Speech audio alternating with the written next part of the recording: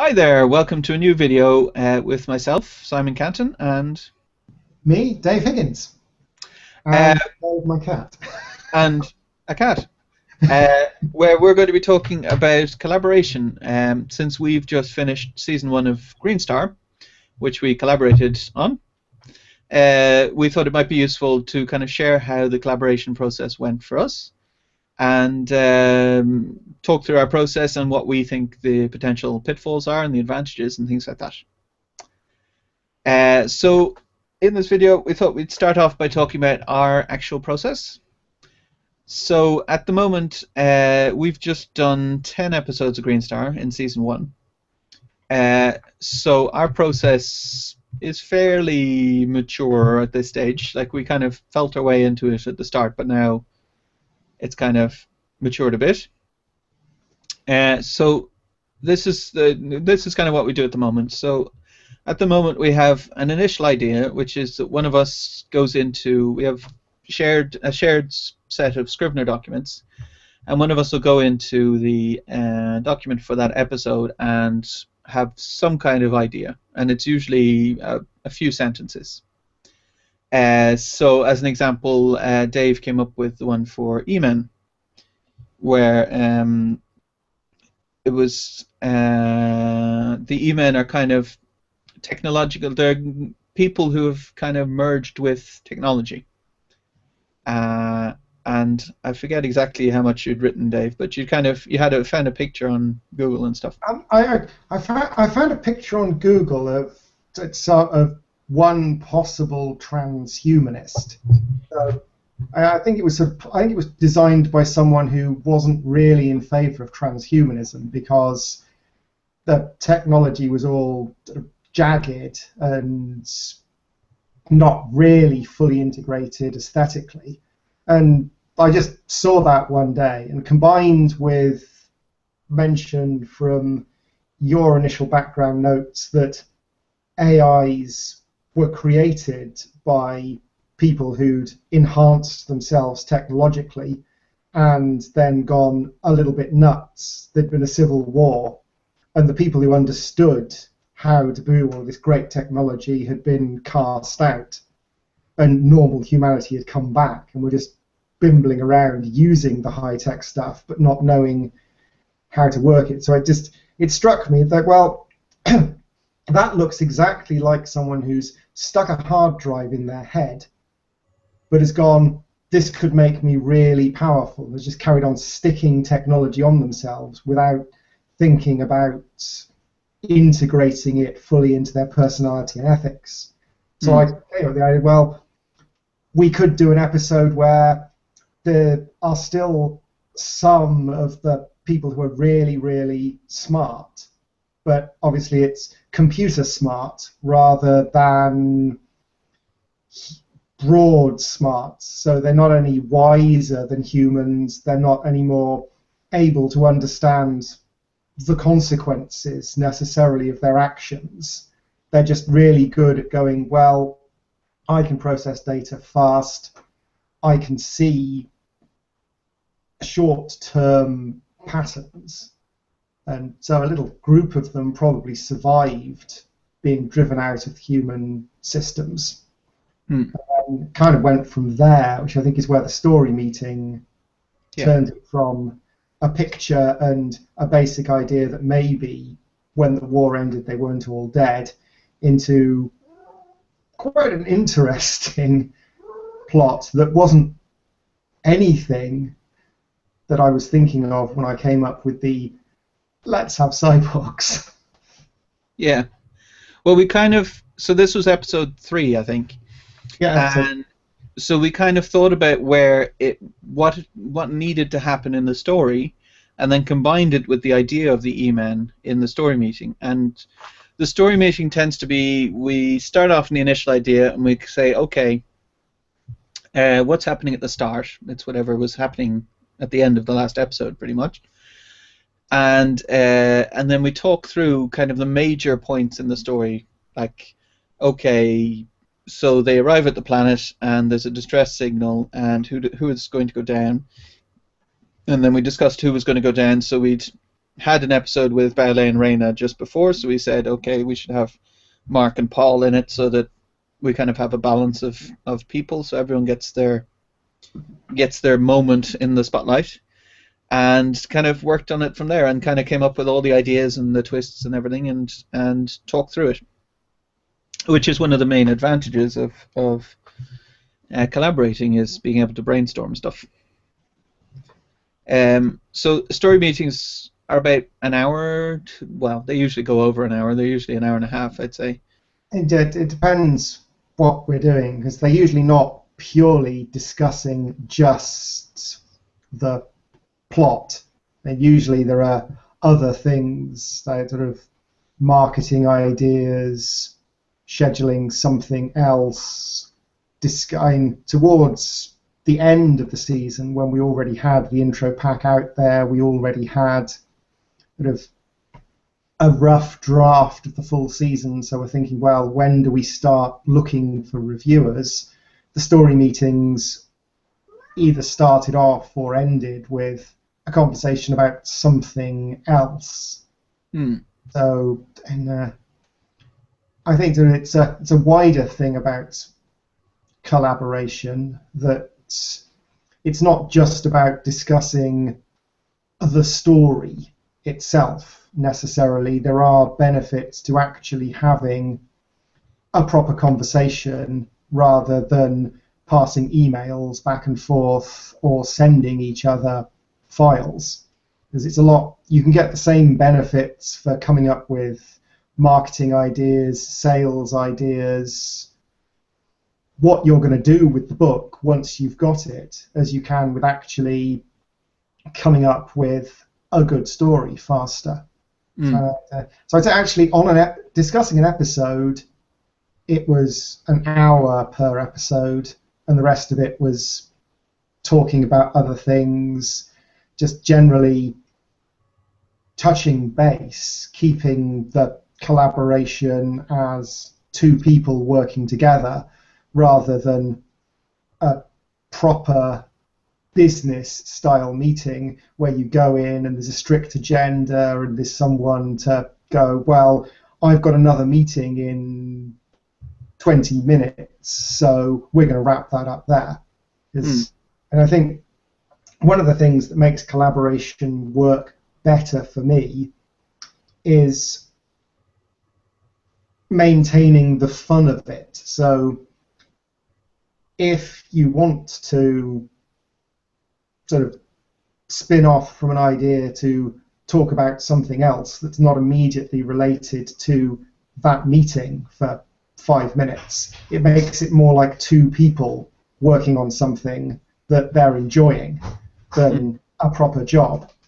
And so if you don't treat it like, I've got to have a story meeting now to talk about the plot, but treat it like two people who enjoy writing stories together, then there's more fun that goes into the draft.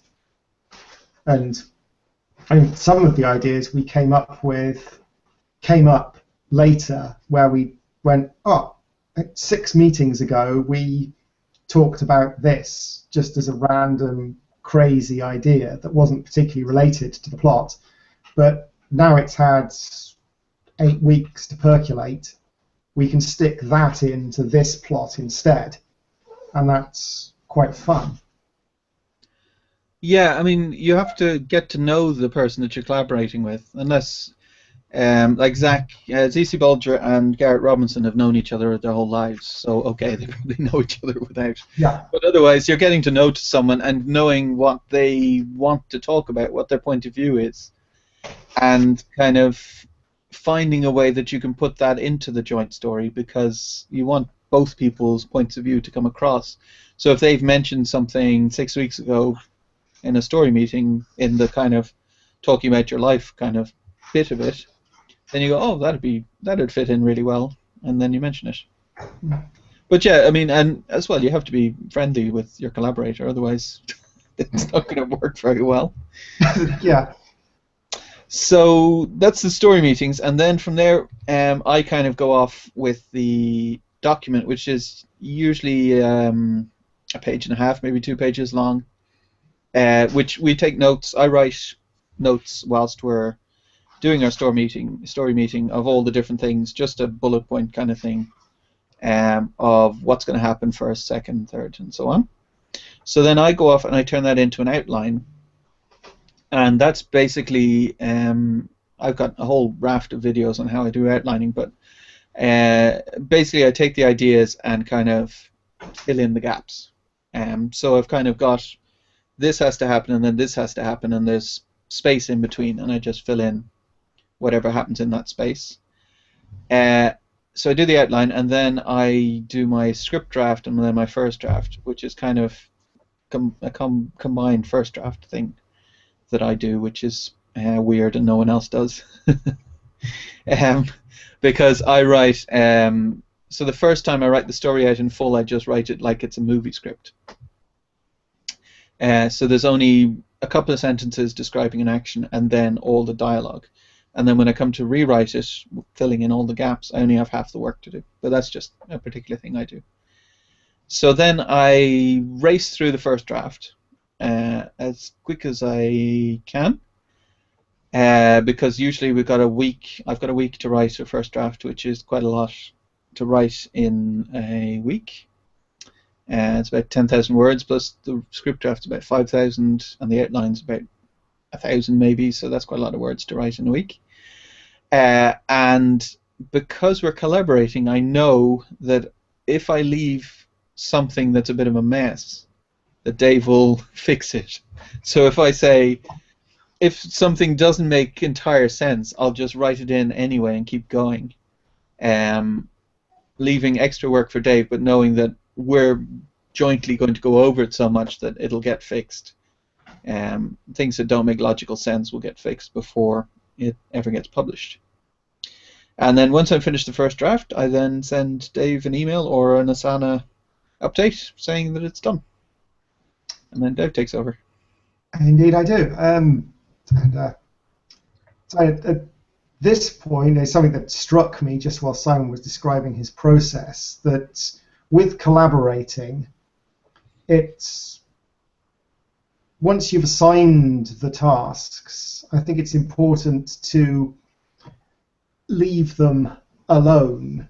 You trust the other person to complete their task approximately on schedule and to tell you if things are going to go several days over or several weeks over or whatever timescales you're working to, and then leave them to put their process on it, because it doesn't actually matter to me whether Simon goes, okay, I've taken the story meeting, I've written a 10,000 word story that evening, straight after the story meeting, and then I've let it sit on my hard drive for a week, and then I've sent it to you, or if he's taken a couple of days off to let it mull in the back of his head, and then written an outline and then a script draft, and then turned the script draft into a first draft, and then sent it to these. It's what comes out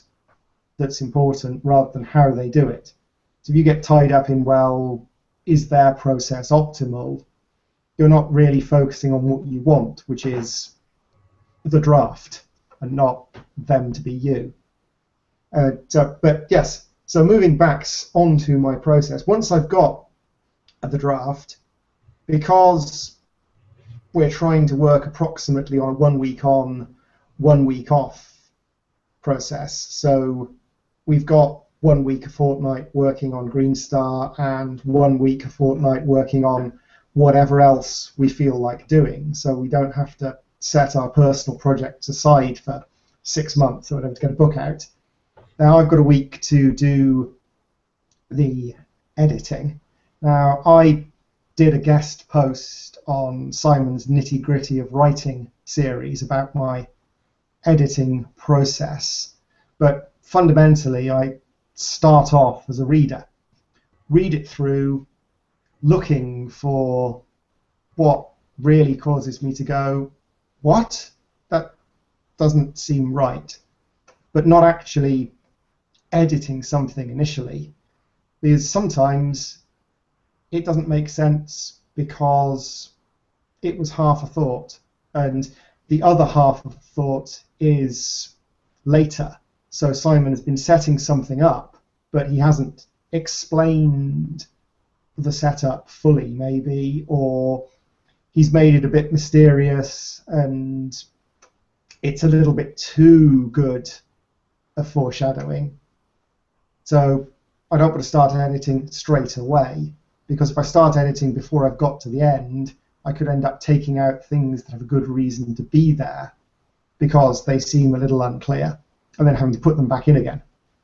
So then I go over it the second time, fixing things that don't quite make sense, expanding here and there, trimming down potentially words where it's over-explained or the sentence is a little bit long, getting rid of some of the examples of things that work in Irish English but don't work in British English, or changing obscure words to more common ones.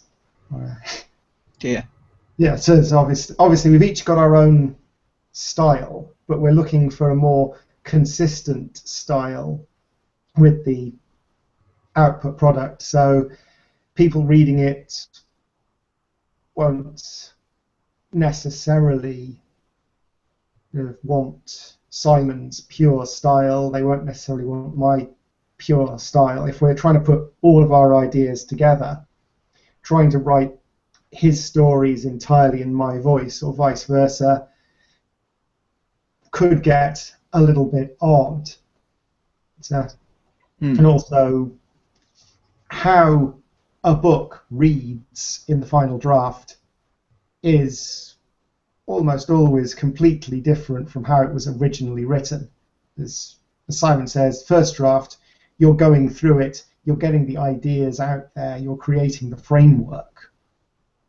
And so you have to trust that someone, when you're collaborating, is going to fix anything where the idea hasn't quite come out right, doesn't quite fit, or where you haven't got a character voice right. So I'm looking to unify the voice without damaging the underlying story, because whatever Simon says about dashing them out quickly, full of half-finished thoughts, they do usually come out very good already. So I think we disagree on how much work we're doing to fix the other person's stuff. I mean, one thing to say about first drafts is that I've noticed, as I've been writing Hard Vacuum 2, that I wrote that much faster than I'd normally write anything. I had a week off doing nothing but writing, and I wrote the whole novel in a week, and it turned out better from writing it faster because it was all fresh in my mind. Like, I still had the beginning of the story fresh in my mind by the time I got to the end. So in a way, first drafts do benefit a bit from going fast. Obviously, that means you've got a lot of things that creep in, like I've noticed in editing my own stuff where the words are wrong. Like, you see a word and you go, that's not the right word for that sentence. That needs to be a different word. But yeah, but apart from that, like, the actual structure of the story makes more sense, I think. Yeah, no, but, definitely a second set of eyes to catch homonyms and so on. But I noticed a lot when I'm reading someone else's work, and usually yours, because I read your drafts a lot more than I read anybody else's. It's very easy to slip in words that are spelt almost the same but have completely different meanings. And spell checkers don't catch it. If you're skimming over it, because you put it in there, your brain potentially unscrambles it without consciously noticing that it's doing it. So it's it's halfway between editing and writing, really, redoing the second draft when you're collaborating, because you're trying to be a second set of eyes, but you're also trying to write out the story where it isn't there. So it's a little bit different from working on your own work, but it's also, in some places, more freeing because you're not trapped by what the first draft is. So if you are suddenly struck with a way something that can be better, you don't have the same, well, I wrote this feeling that you get revising your own work. Yeah, the whole killing your darlings thing is much easier if it's not your darling. Although, oh yes, yes, one of us has decided to put a joke in that the other one just hasn't laughed at, and so they'll hack it out because they'll think it's just a mistake, that an idea hasn't quite come out right, so they'll fix it. And then sometimes we notice the joke's gone. Sometimes you'll carry on, and then you'll realise weeks later, oh, what happened to that joke? Oh, thinking about it, it wasn't that funny. And then you notice it's gone already.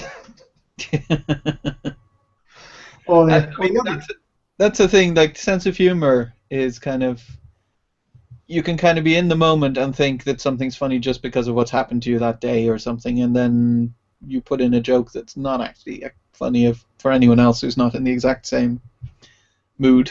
Yeah. You've got you know a joke, and everyone you grew up with knew the joke, but it's not actually a common joke. So a couple of words is very funny to anyone who grew up in your hometown, and so you'll slip it in. Because I can remember having a throwaway remark I stuck in about it was worse than the joke about white rhinos, and I think it was the end of the second paragraph of explaining to you in an email what the joke about white rhinos were, that I went, well, it takes me 2 paragraphs to explain the joke, then I'm not going to be able to do that for every single reader. And we just have an author forward. Later in the story, you will see a thing about white rhinos. But yeah, I suppose that you could use Kindle's new pop-up thing that they're doing for children's books, but wouldn't necessarily have for children's books, to sort of have a hover here for Dave's 2-page explanation of why this joke is funny. Dara O'Brien had a thing about that recently. I saw that he said people keep asking why he does jokes about Christianity but not about Mormonism, or not Mormonism, Islam. And he said, firstly, I know nothing about Islam, and secondly, you know nothing about Islam, so I'd have to explain it before I told you the joke, which makes it not funny. So yeah. Yeah. We're drifting. So yes. So there's 1 week to do the second draft, and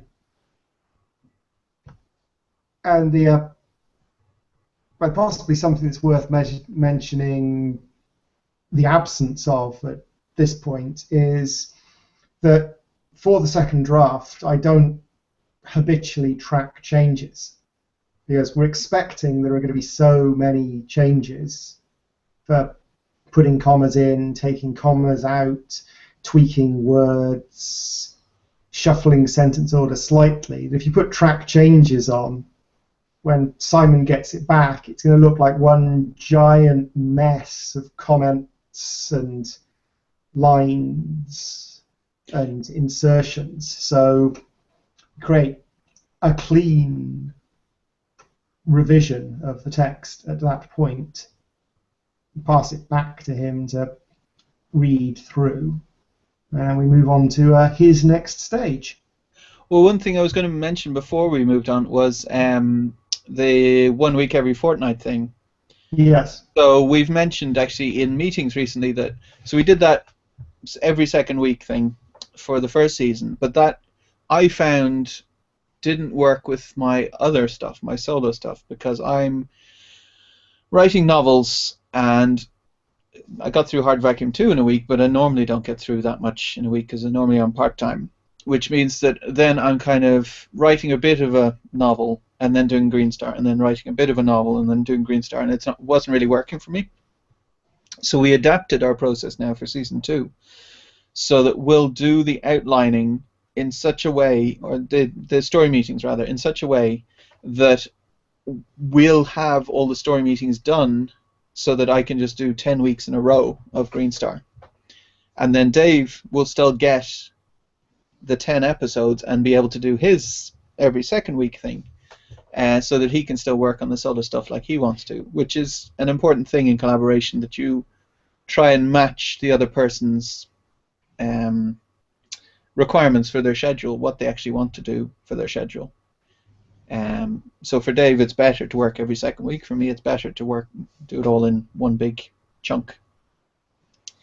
But yeah, so next then I get the second draft back, and I read through it first, just as a reader, same as Dave did. Obviously, there's not that much usually that I notice. There's usually 3 or 4 things that I kind of mark on my Kindle as things that I've noticed that were a little bit odd.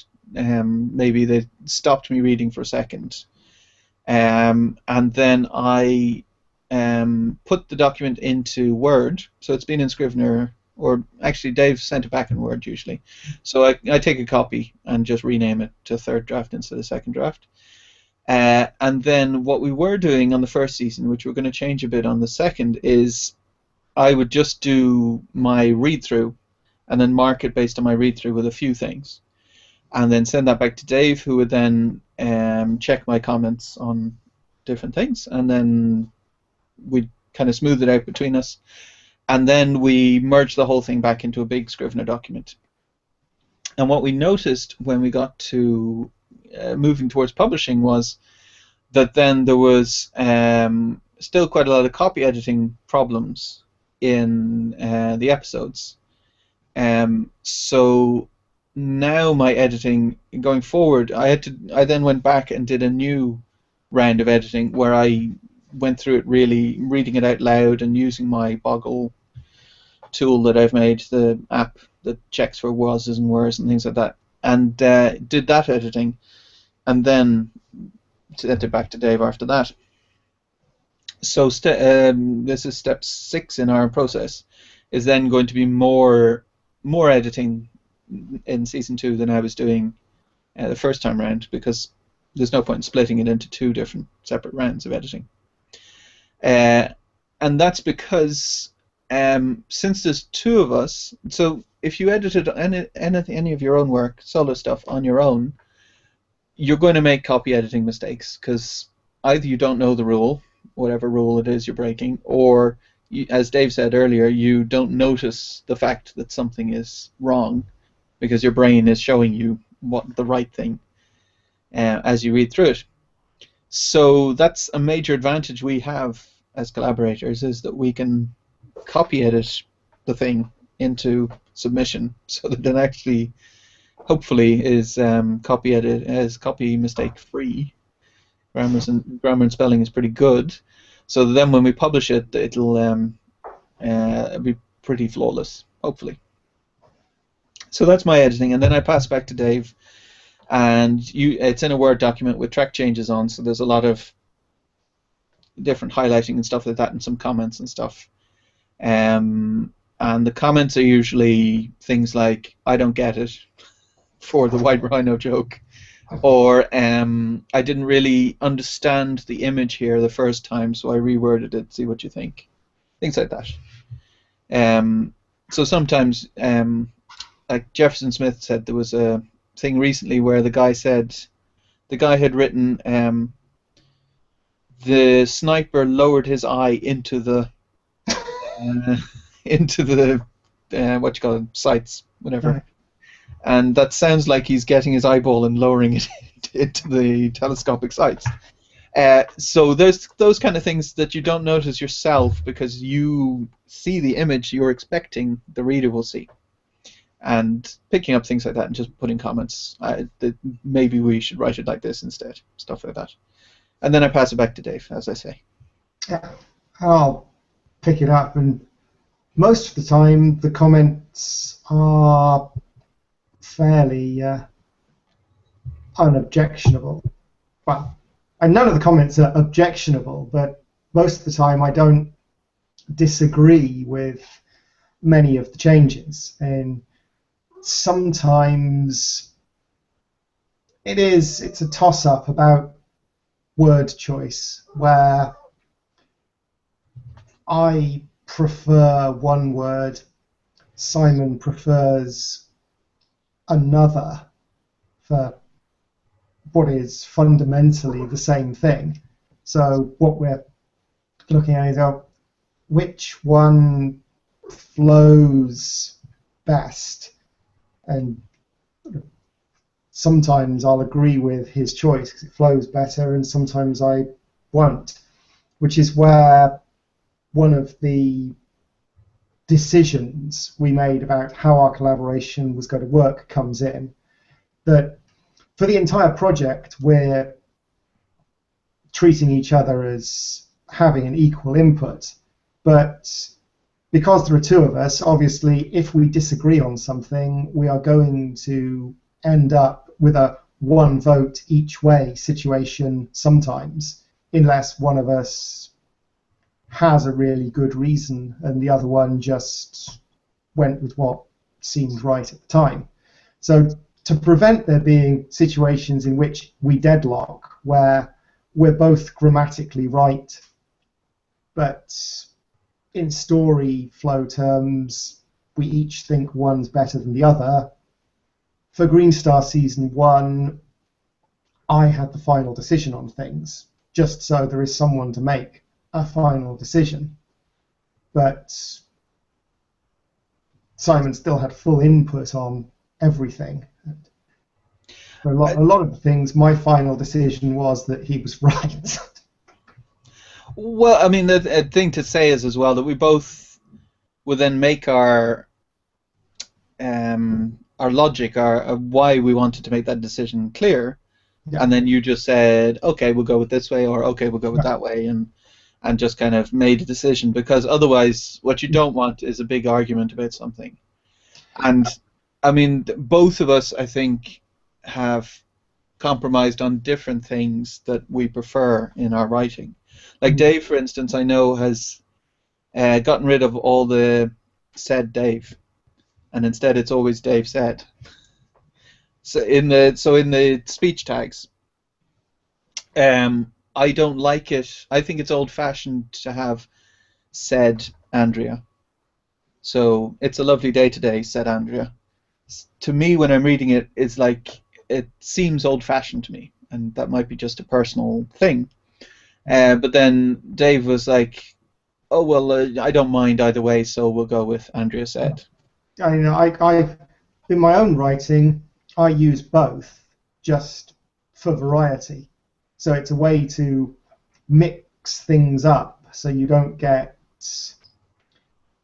Andrea said, John said, Andrea said, Simon said, flowing on one after the other. If you mix them around a bit, it adds a bit more variety to me without going out of my way to pretzel the language up to make it interesting. But yeah, I agreed that, well, it's not a huge thing, so we'll go with the one Simon prefers, because in all honesty, I'm not strongly taken on dialogue tags anyway. I think I use fewer dialogue tags than many authors do.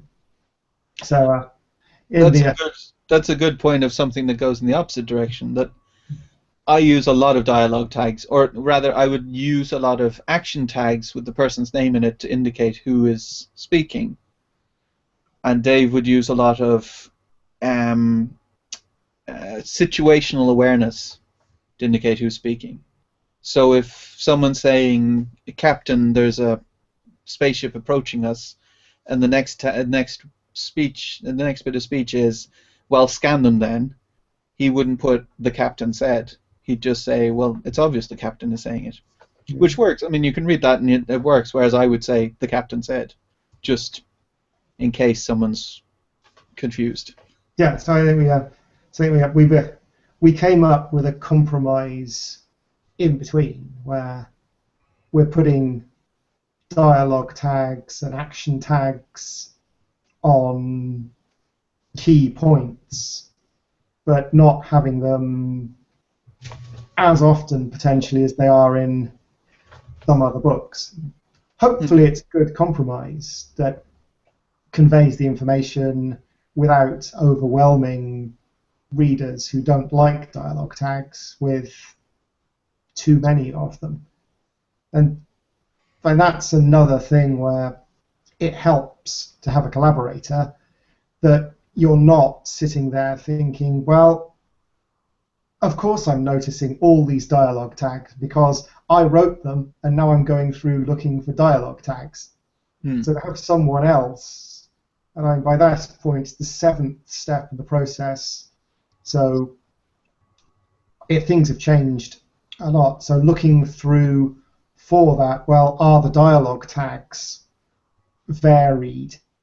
Is there a way we can replace Andrea said with an action tag? So it's telling us who the speech is, but it's also adding information. And something that does come in the 7th step, once we've got the story down, we've got the words down, is sometimes I am still shifting the speech around slightly to cull a dialogue tag. I mean, that's an important thing as well to say, at least for me, is when I get the story back, it's as if I'm reading someone else's story, so I can be far more critical. Because if I read something that I wrote a year ago, even though it's a year ago and I should have some distance from it, it's in my way of writing. So I kind of fall into it and kind of don't notice the mistakes and stuff. Whereas Dave putting his changes into it the whole way and putting his voice on it makes it someone else's story in my head. So then I go, oh, that's confusing. Who said that? And that doesn't make sense, and so on. Yeah. So it does really help actually collaborating in that sense, because you have some distance. You can be more critical. Yeah, so I think that touches on the core of how our collaboration, if not collaboration as a whole, works. The freedom to be critical. We both went into it with the trust that the other person is going to have a good reason for what they're doing. So if Simon decides to hack out an entire paragraph that I've spent an hour crafting that is utterly beautiful, he's not doing it because he thinks he's a better writer than I am. He's doing it for some other reason. Like, it's a wonderful description, but it slows the flow of the scene, or it doesn't actually add anything to the story at all, or it's in a scene where the point of view character doesn't think like that, and I've put this thing in that's good writing, but in context it doesn't work as well as it could do. And so we talk about why we've made the changes and then come to a decision, rather than deciding that the other person hates us because they've taken out a comma. Yeah, I mean, I'd say an important thing as well is to say when you really like stuff, that you don't, in a collaboration, you don't just say, this isn't bad, this is bad, I'm taking it out, and blah, blah, blah, blah. You have to also say, oh, I really laughed at this was hilarious. Otherwise, the other person's going to get a bit defensive or depressed or whatever and think, oh, everything I write is terrible, they don't like anything. You have to kind of give them encouragement, not just say the downsides of things. Yeah, I think that might be a side advantage of not putting track changes on straight away, of going through a couple of rounds of fiddling with it before we actually start tracking. That when you get the early draft back from the other person, you can't actually see what the changes they've made are. As Hmm. it's thinking back into the dim and distant past of school. If you've got an essay back at school with lots of red underlining on it and comments in the margin, you, even if you'd got a relatively good grade, thought, oh dear, I really mucked this up. Hmm. Whereas if you get the essay back with a medium score on it, but not very many comments, you think, well, okay, it could have been better, but they don't absolutely hate everything I've done. So passing it back and forth without track changes, I think allows us to make the bigger changes that we both agree improve it, because the initial drafts are a little bit rough in places, without the other person's first impression being, oh, I really messed that draft up. Yeah. I mean, you can't be too defensive about your stuff on the other side. Like, Oh, you have to be encouraging to people, but also if someone says, yeah, this isn't working, you can't say, yes, it is, and just stamp your foot. well, Because, as Dave says, they're try. You hope that they have the best interest of both of you in mind. So then the last bit is publishing, which we're about to do in 10 days' time. So we'll let you know. We've already published the intro pack, which you can go and read for free a bunch of places and for 99 cents a bunch of places. and the Choose Your Own Death copy of episode 6, which is free on Gumroad. Hmm. So, That's something that came out of our collaboration, because I wouldn't have done that on my own, I don't think. So we were working through the season, and we got to episode 4 or 5 or something, and I forget where it came out of, but we basically said, "Hey, remember those Choose Your Own Adventure books? Wouldn't it be fun I, if an episode was one of those?" I think it was a discussion about how most of the fun series have the occasional episode that's a little bit different. I mean, Hmm. Buffy had a musical episode. Something else. Angel had an episode where they were all turned into soft puppets. So the entire episode was that. Farscape, they were turned into cartoons. So it was an incredibly violent, gritty episode in which they kept getting up again because sort of they got blown up or whatever. And because they're cartoons, it doesn't kill them. So we were having a discussion of this. We went, well, if we're mimicking sort of a classic speculative fantasy series and sci-fi so on, we could have a fun episode. And like the thing that the 80s had particularly, as well as some really great, slightly overblown space opera series like Buck Rogers and so on, were the Choose Your Own Adventure fighting fantasy books. So we were originally thinking of integrating it into the series, but both in terms of reader enjoyment and in terms of the effort of trying to maintain it in the ebook, we decided it would be easier to have it as a separate episode. So there's a standard episode 6 for people who just want to read the story, and a Choose Your Own Death episode 6 for people who want to see if they can actually beat Topic more efficiently than Josie did, or just want to see how many utterly crazy ways we can come up with to kill them. Yeah.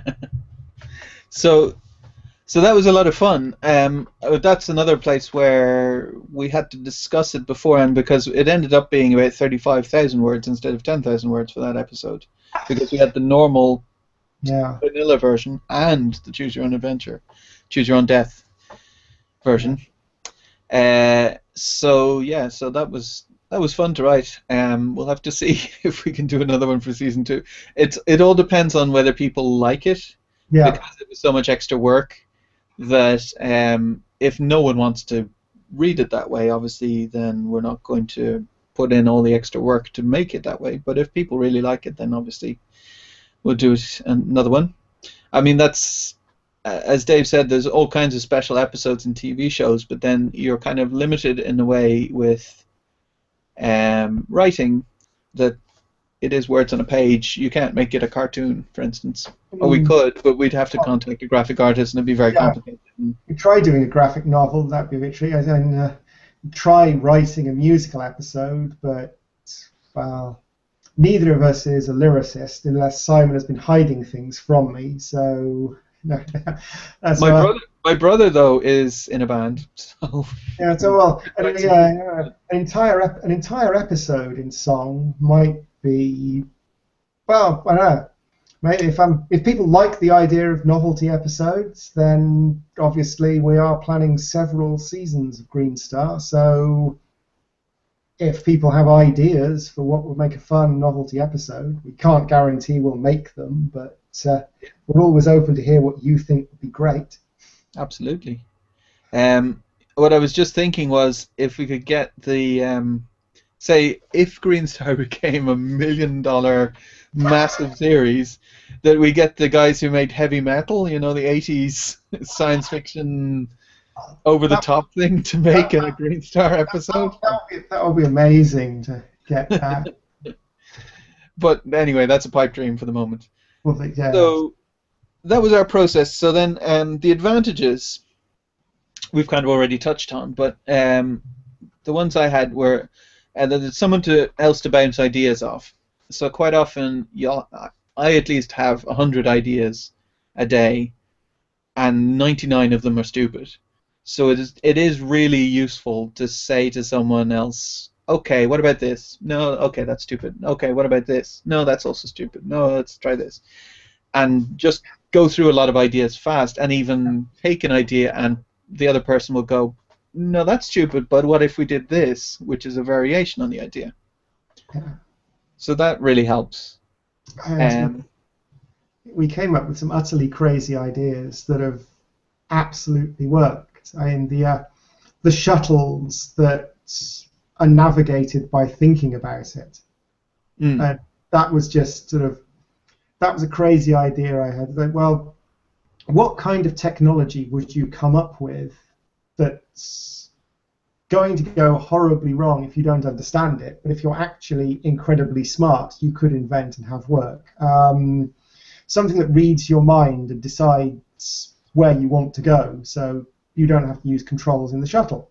It's great. And then we knocked that back and forth, and then I threw in, well, what happens if there's more than one person in the shuttle? One of the characters is a coward. Another one is rampantly self-centered. What happens if they strongly disagree? Who wins? And we got a couple of fun sections of episodes out of that. And then there were the sim ray, all the different things you could put on to a hippie gun that turned out to make it useful. Well, what's a crazy emotion? Slightly chilly. I mean, that's the thing, that you give your characters disadvantages and then find a cool way to use that disadvantage to be an advantage. Like the MacGyver, the TV show, always did that. He had a paperclip and a hairspray and whatever, and he managed to make something out of it, and it made it more interesting. Of course, it's all ridiculous, but on MacGyver, and it's ridiculous on Greenstar too. But yeah, but the disadvantage. Why would nobody tell me? I was being dead serious. The second point I said was raise the quality of the whole thing. So I'm not just talking about the copy editing and stuff like that, but the fact that someone else is coming up with a better idea every time. So it's always, I have this idea, yeah, but what about this? But what about this? And you come up with the best idea that you both agree on, rather than you would have settled for the first idea that might not have been quite as high a level, which I thought was really good. Absolutely. So again, trust the other person to have a reason for it and have an open discussion of things. So it takes an hour for us to come up with an episode because we bat ideas back and forth. We go back to old ones. Well, 15 minutes ago, we both thought that was kind of cool, but so we have this idea of what happens if the holodeck can make people any gender it wants, so we don't actually have to have characters be the same gender. What does that do to the idea? We could come up with an even better one where one of the blokes is female, and then we go back and do it again because nothing's fixed until we both think it's the best idea we can come up with. Yeah, I mean, even so, the other person comes up with an idea, and you think, no, that wouldn't work, but how could I make it work? Is useful, I think. Like, so Dave will say something, and I'll go, no, that will dead end here or whatever. It won't work. But how could we make it work? What's the twist on it that would make it work? So that's very useful, I think. So the potential pitfalls, which we haven't really fallen into, I don't think. We haven't argued or anything. We've had discussions about stuff, but we've never said, F you, I'm out of here. No. So I said, you need to have the same goals, and that's on multiple things. So the first thing is obviously you both have to like the same genre and the same kind of thing. You don't have to like everything the same, but you have to at least know what the other person's talking about when they say, hey, you know in Firefly when Mal did this, and the other person, if the other person gives you a blank look, then for everything you ever say, that might be a bit difficult. But you don't have to have seen everything the other person says and talks about, obviously. But yeah, so genre, but also amount of work that you want to do. So we've said, so we wanted to get season 1 done by October, and now we've said, okay, we're going to try and do 2 seasons a year, which is pretty ambitious. But you need to, like, you both have to agree that that's a good idea, and not say, oh my god, I don't want to do this. I wanted to do a season every decade, or I want to do a season every month. Well, we have changed our rate a couple of times. Because we did start initially fumbling around with a couple of other series. So we were thinking of doing possibly 3 projects rather than all Greenstar. And we decided for a couple of reasons. One of them we dropped because I both agreed it would be a little bit too much work to try and actually get seasons of Greenstar out and do another collaboration project in parallel. So we said, well, we'll put them in series instead, because we want to get Greenstar going, and then we can do another series of something else after that if we're still enjoying it. Yeah, I mean, I think it's a symptom of most authors who've been writing for a while, is that you've got 100,000 different things you want to work on, but you've only got a finite amount of time, especially if you're part-time and you're working full-time beside it. There's only a finite amount of time, and every new thing you start is splitting your readers up in a way. Like, if you write in the same series, you're going to pick up more and more and more readers who will read the series. Plenty of people won't even start a series until it's got 4 books written or something, because they're thinking, well, I don't know if they're going to write the next book in 10 years' time, and I don't want to start the book and then be waiting 10 years. So our logic is kind of, let's make the readers as happy as possible and give as much possible content to the readers as fast as possible for the people who we do pick up, rather than picking up a group of readers over here like this series and a group of readers over here like this series, and they all have to wait massive amounts of time. And mechanically, it makes better sense for us as well. So we're writing 2 seasons of Greenstar a year. I mean, we're going to be starting writing season 2 of Greenstar in November. Mm. We finished writing season 1 a couple of weeks ago, and I did the final polishing. So it's only a couple of months between seasons, which isn't that much time to forget how the characters speak, what was floating around in the back of our head as cool things we could do with the story that we haven't got to yet.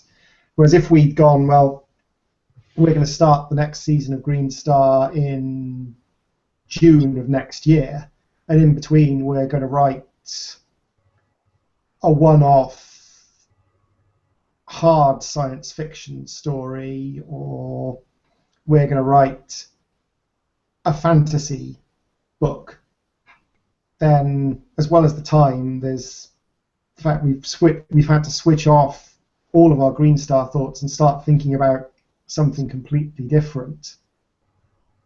And we have got a really good idea for a fantasy book. Oh, we have. We definitely want to work on. It's just there isn't the time to do it at the moment. So if we were full-time, I would think that switching between projects would definitely be beneficial. Because if you were writing full-time and you were 100% in Greenstar for a month, say, and then if you tried to go straight into Greenstar the next season, straight after you've been 100% on it for a month, you might be pretty sick of it. And then you might wait a month working on something else before you go back to Greenstar a month later. But since we're part-time, there is quite a lot of time that goes before we start the next season. Like a couple of months isn't a long time, but it's still enough time to kind of let things settle and get used to not being in the world of Greenstar and then go straight back into it again. So it'll be interesting. We'll have to see how season 2 and season 3 go next year, because that'll be kind of the next step of our collaboration process, to see how working on something with a tighter deadline works. See how tight we can get it. Yeah. So yeah, the other thing I said was ending up in the same place. So what I mean by that is that my goal would be to be a sci-fi and fantasy author with who's kind of fairly well known in the genre and has 100 books in various series that people really like. That would be a fairly cool thing to happen for me. And Dave is in approximately the same position, I presume. Yes, I'm looking for sort of the same speculative fiction notoriety that sort of people out, a few core fans out there who are waiting for me to publish the next thing, a wider group of people who will pick up something I wrote if they see it, and sort of people who have read one of my books, possibly people who buy my books to give to their friends as presents and so on. But I'm not looking to win the Man Booker or be the next Marcel Proust or anything like that. So I think it's the same. We want to write good fiction that people enjoy rather than win prizes. I mean, I would say be more of a Piers Anthony than a Philip K. Dick. So Philip K. Dick is great, but that's not like writing the kind of very unique, very distinctive books, but not very many of them, versus writing 100, like not the deepest books, we'll say. Like, they have a lot of great characters and great moments in them. The Piers Anthony books, I've read lots of them. But you wouldn't say, oh, it's won all the awards or anything, because it's an enjoyable story. And as I say, I picked up lots of Piers Anthony stuff. and want to reach the same readers was the other thing I said under the same goals.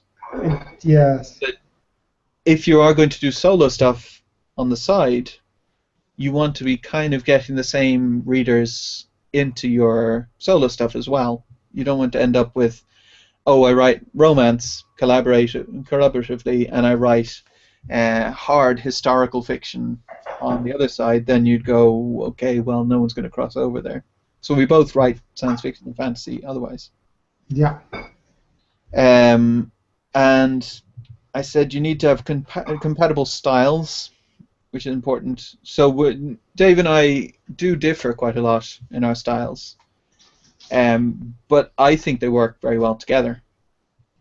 Obviously, I'm going to think that they work very well together since I'm one of the collaborators. But Yeah, it would be pretty silly if we didn't fit together to have got 10 episodes in and be planning another 4 seasons. yeah. And the other thing I said was compatible worldviews. So not that you have to agree on everything, but if you have a hard right-wing Fox News watcher and a bleeding heart liberal Occupy Wall Street guy, there's going to be conflict there, I have to imagine. So Dave and I don't agree on everything, but we have approximately the same political views or whatever. Obviously, if 2 people don't care about politics at all, then it doesn't really matter. But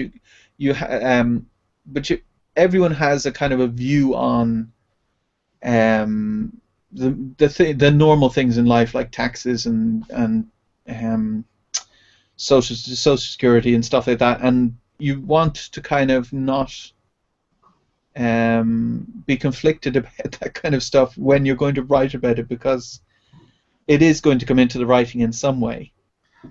Absolutely, and there's been a surprising amount of religion creeping into Greenstar.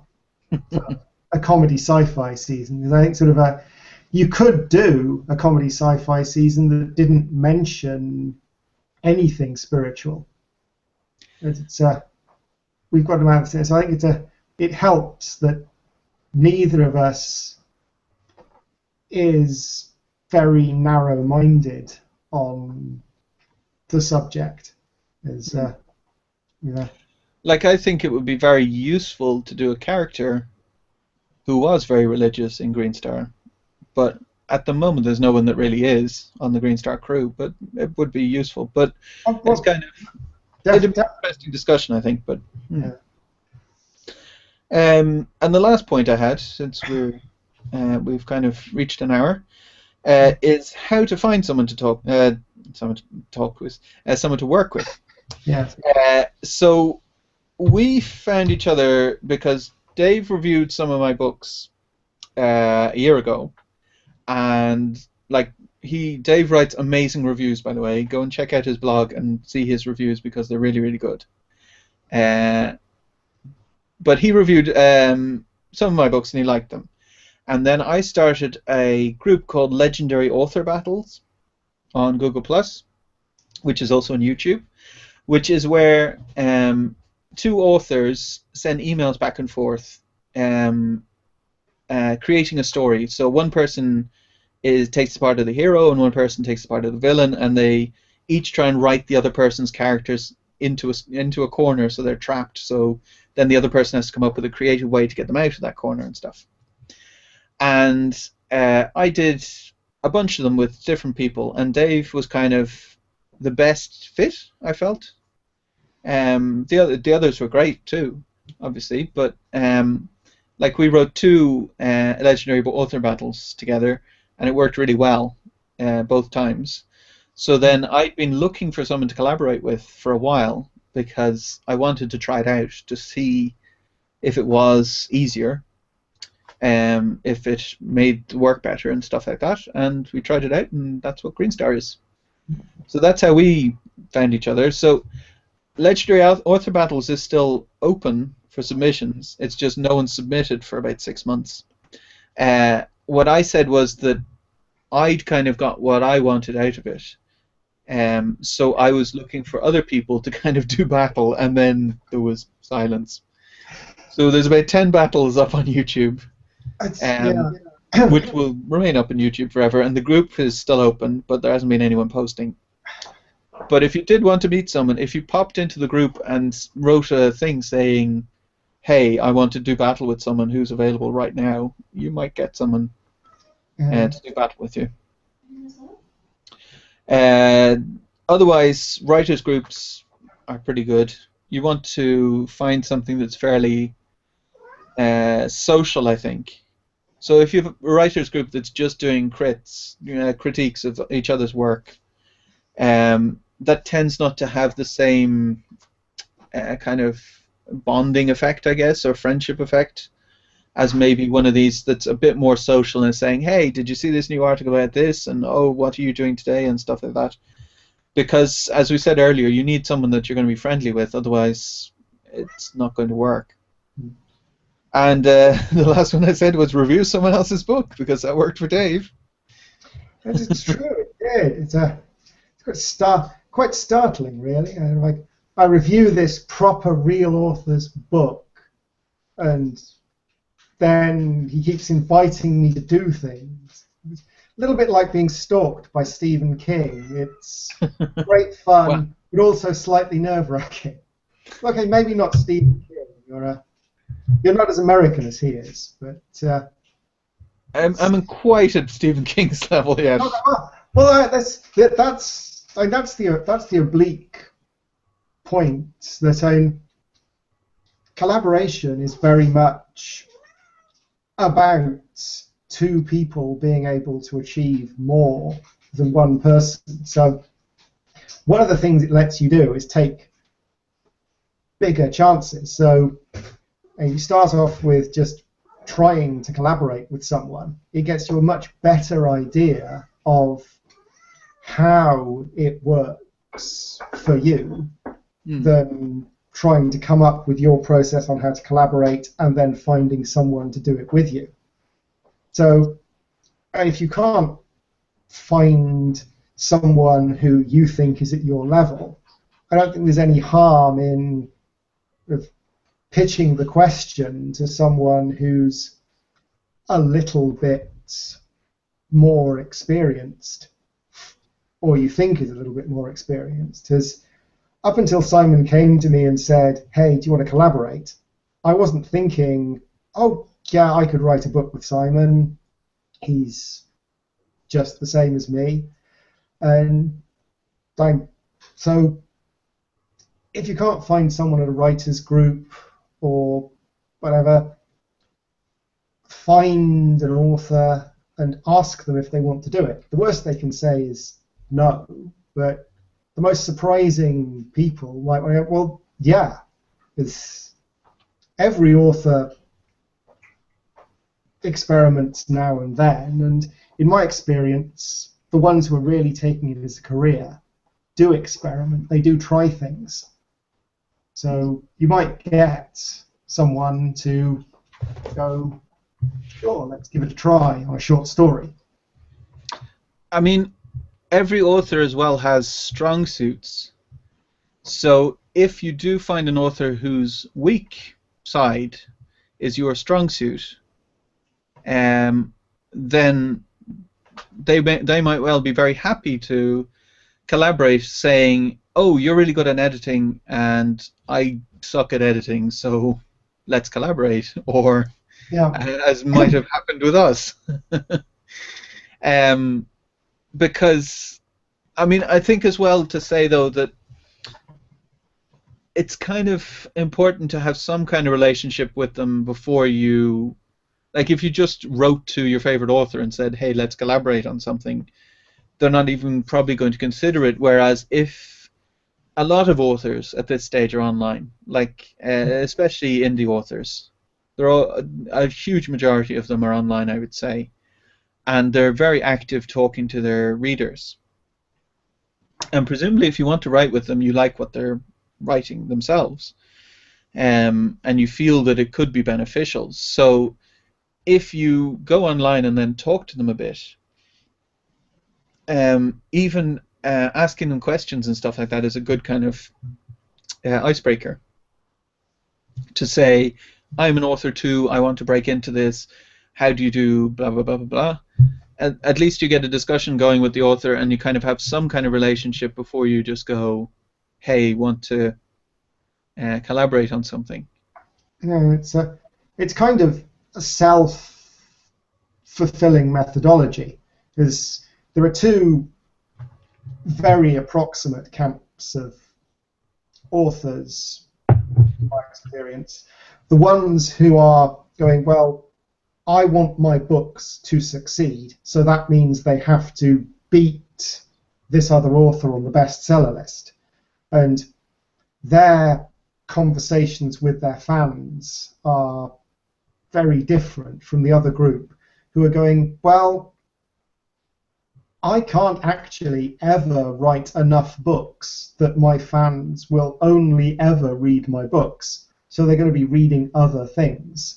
So what I really want is to have as many good books out there as possible, because when I'm not writing, I read in my genre. So the authors who want to talk to you about how do you make this work, what are your editing tips, how do you get your book in front of more readers, as well as being the kind of people who might be able to add something to your process so you benefit from working together.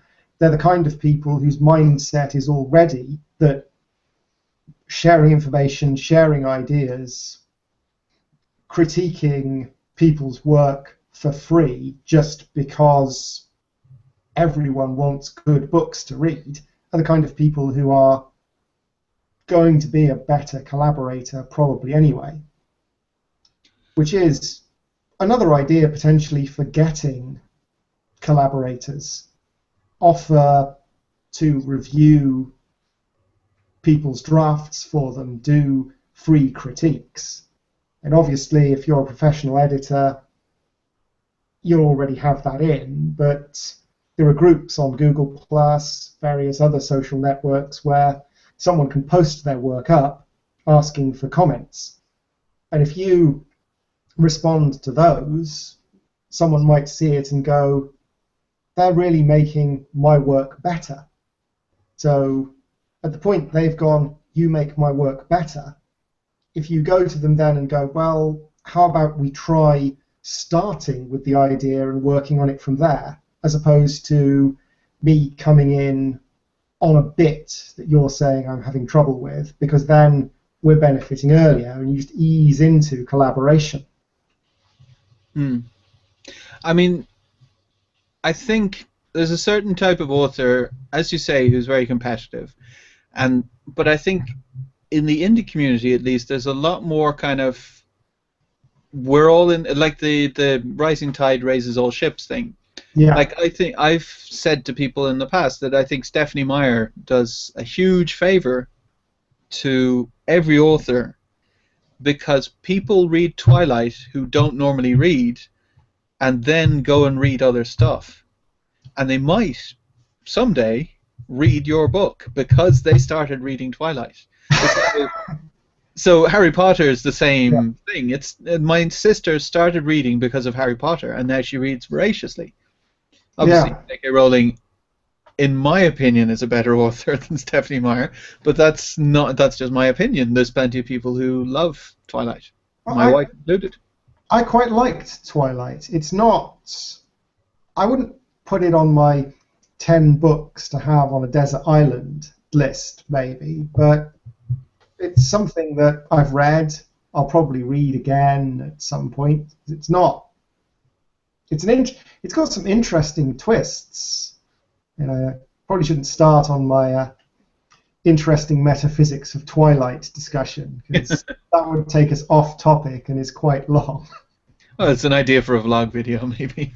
That's true. Yeah, I'd repurpose that. Like the why Twilight is actually a seminal work on vampire physiology. That's just coincidentally about teen romance, but fundamentally about the metaphysics. Yeah. But so anyway, my point is that this would be amazing, I think, and for me, if I then encouraged someone, gave someone some advice on social media somewhere, and they then went and became a successful author, well, I'd be pretty chuffed. But then there'd be other people who would go, oh no, I shouldn't have told so and so because they're now going to make a career and I can't because they're there. It's, yeah, as Dave said, it's two types of people, and you kind of suss out who's whichever type you want pretty quickly. Yeah, and sort of for collaboration, you're looking for the people who go, I've got 100 ideas, I'll have another 50 tomorrow, so if you're stuck, here are 3 crazy story ideas, use them or don't. Rather than people who go, well, I've got the file with my ideas in, and my lawyers are sending a letter to him because his book is 30% the same as mine. I, if someone if someone did a new take on one of my books, I'd be, I don't know. I mean, if it became a massive bestseller, maybe I might be a little ticked off, especially if they went, "Oh, how did he come up with these twists?" But if someone did a new take on one of my books, uh, and they came up with a new twist, their own take on the whole story, then I think that would be pretty cool. Um, so anyway, that's been an hour and 15 minutes or so, so I think we should probably stop there so we don't bore people. So thank you very much for watching. If you haven't watched so far the other video, there's another video where we talk about our favorite moments in Greenstar. And when this video goes up, Greenstar is available for a short time. This is going up on Saturday, Sunday of the week where we have it on sale for half price. So you can grab a copy of the full season for half price. It'll be going back to full price on the start of the 8th or the end of the 7th, Dave? It depends on the various distributors. And some of the distributors let you set up price bands, so it changes automatically. Some of them you have to manually change the price. Some of them you have to manually change the price, and it takes them up to 48 hours to review it. So,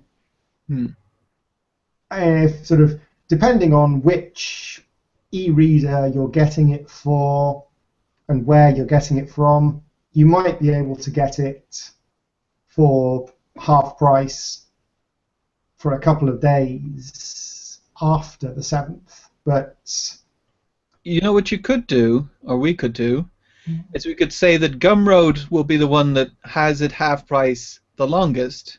So Dave, I mean it's Dave's department, maybe I'm speaking for him, but that he could wait until everything else is full price. So if you wanted half price, the longest chance you'll have is on Gumroad. But I'll update the Gumroad price after everyone else has done it.